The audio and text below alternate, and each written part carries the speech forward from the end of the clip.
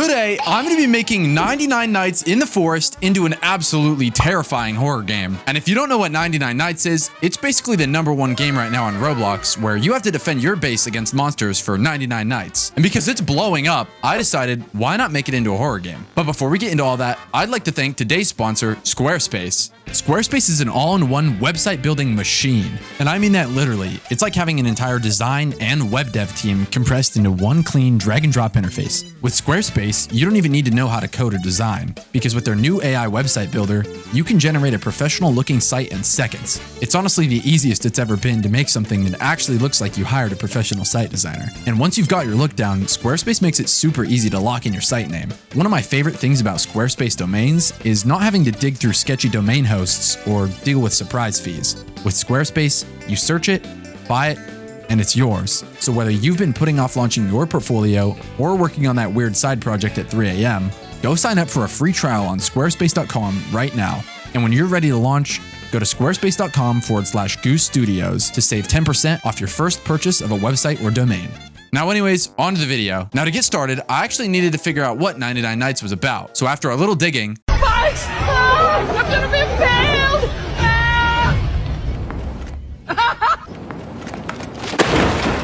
I think I got the gist of it. Basically, in 99 Nights, your goal is to survive as long as possible at your fire, all while giant creatures from the forest try to hunt you down. I know that's like a gross oversimplification, but that's all my brain can comprehend. Now, before I started working on the actual game, I needed to develop a story that would lay the groundwork for what I was planning on making. So to start off, I decided that the game should take place on the 99th night of your survival journey. And that would be the name of the game as well. The game, just like the actual Roblox one, would take place in a massive forest environment with a big fire that you need to protect. But before we get into that, I actually had to open the project and start working. The first thing I had to do was lay out the level for the game. In the actual 99 Nights in the Forest game, you have a giant cartoonish dark forest, which is probably scary to children, but not as scary as an actual horror game. So I started brainstorming, and that's when I found this YouTube video of a 99 Nights VHS lost media thing.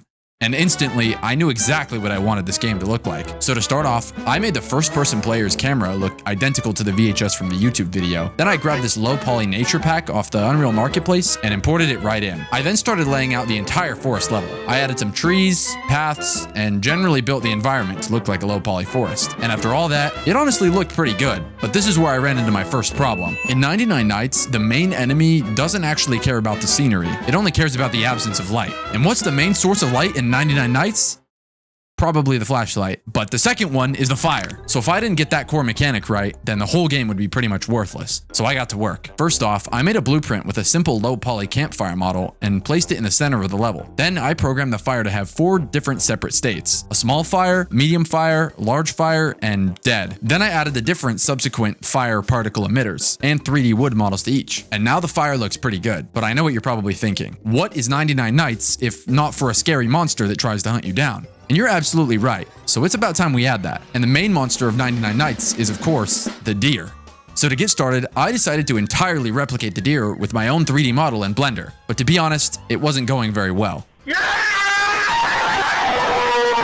So instead of wasting my time, and because this game is kind of a VHS style, I went on over to Sketchfab where I grabbed this recreation of the exact 99 Nights deer. Big shout out to Gonzavo for making this model. It looks identical to the real thing, and a lot more in line with the style of my game, so it was perfect. I then took the model into Mixamo, where I grabbed some questionable animations for him, and then I imported him right into Unreal. In the regular game, the deer isn't really that intimidating, so in my game, I knew I had to go all out. And to be honest, making the deer was a whole process. To keep in line with the actual deer from 99 Nights, I first added this realistic fur texture to his whole body. Then using a blend space, I slapped all his animations together. So now instead of a clunky switch from each animation, I could have a smooth transition instead. And honestly, he looks pretty good. I then used a bit of simple scripting to make him patrol around the forest. And if he sees you, he starts full sprinting towards you. And when he gets to you, I added this jump scare. But honestly, I think just having him run around the forest until he spots you, then chasing you immediately to your demise is pretty lame. So I knew I had to add some form of puzzle, so it's not just a walking simulator. So I decided that the main game puzzle should revolve entirely around keeping the fire alive. And with that, I knew it was time to start actually programming. So to get started, I took the 4 separate states of the fire and added a different collision blocker to each of them. What does that mean, you ask? Well, it means that the bigger the fire, the bigger the radius of protection from the deer is. So if your fire is burning at the highest, then the deer can't come anywhere near to you. But if the fire is low, the deer can come closer to it. And if the fire's out, well then you're pretty much screwed. But how does all the logic for that work? Well, for starters, I needed a timer that constantly ticked down, representing the fire dying out. If the fuel hit 0, the light source would instantly vanish, plunging the entire level into total darkness. But I also needed some way to keep the fire alive. In 99 Nights, use different levels of axes to cut down trees, but because that would take me more than a year to implement, I'm instead just going to use these sticks that you find on the ground. If you add a stick, the fire will increase in size, but for each extra stick, you have to venture farther out of the realm of safety and into the forest, where of course, you have the potential chance to meet the deer. Once you survive in the game for more than 5 minutes, you officially beat the deer and move on to the ending level. Now for the ending, I really didn't know what to put, so I just cut the game to a black screen that says you win. But if you want to see an actual ending, let me know in the comments. Anyways though, the final thing I needed to do was make a bunch of hidden lore throughout the game to drive the story. In 99 Nights, there's a bunch of lore related to the cultists and the missing children, so I knew I had to add both those to my game as well. So I added these posters around the map and a secret hidden cultist crossbow. But anyways, if you guys want to see me add the actual cultists and the missing kids, or maybe another winged creature, then make sure to like and subscribe. Alright, see ya.